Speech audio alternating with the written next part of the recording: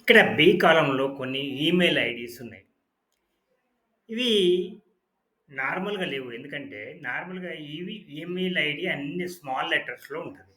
మరి ఇక్కడ ప్రాపర్‌గా అన్నీ క్యాపిటల్ లెటర్స్‌లో ఉన్నాయి గదా! కొన్ని అప్లికేషన్స్‌లో ఈ రకంగా మనం ఎంటర్ చేస్తే అది యాక్సెప్ట్ చేయకపోవచ్చు. వీటన్నిటిని మనం ఒకటే ఫార్ములాతోని మనకు కావాల్సినట్టు అన్ని స్మాల్ లెటర్స్ చేయాలంటే ఎట్లా?